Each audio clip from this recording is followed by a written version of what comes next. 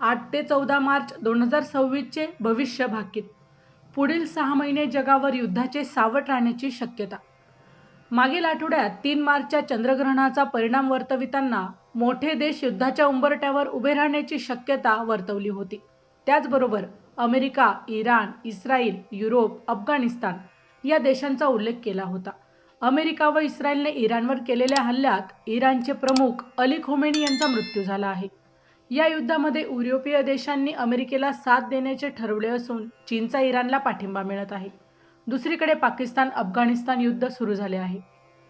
चॅनलचे subscription अगदी मोफत आहे. माहिती जाणून घेण्यापूर्वी जर आपण चॅनलवर नवीन असाल तर चॅनलला सबस्क्राईब करून ऑलवर क्लिक करा, जेणेकरून पुढे येणाऱ्या व्हिडिओचे नोटिफिकेशन सर्वात आधी तुम्हाला मिळेल.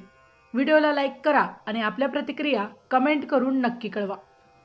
एका ग्रहणाचे परिणाम दुसऱ्या ग्रहणापर्यंत राहण्याची शक्यता असून यानंतरची ग्रहणे सप्टेंबरमध्ये होत आहे.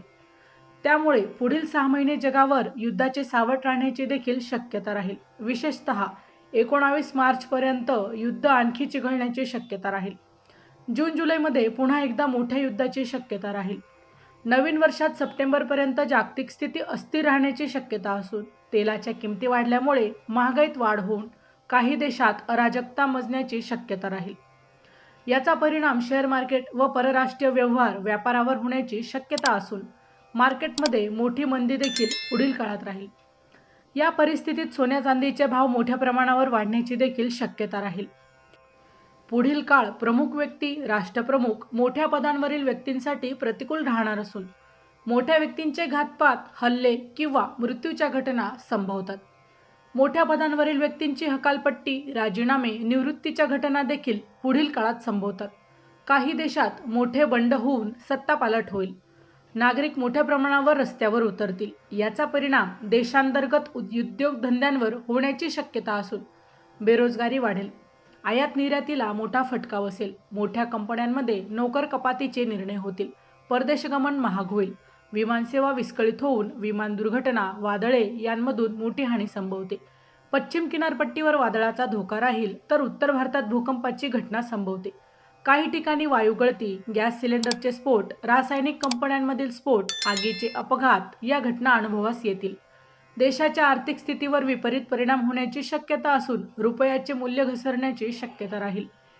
भारताच्या पत्रिकेत सिंह कुंभ राशीची ग्रहणे धन अष्टम स्थानातून होत असल्यामुळे देशाच्या आर्थिक परिस्थितीवर प्रतिकूल परिणाम होऊ शकतो.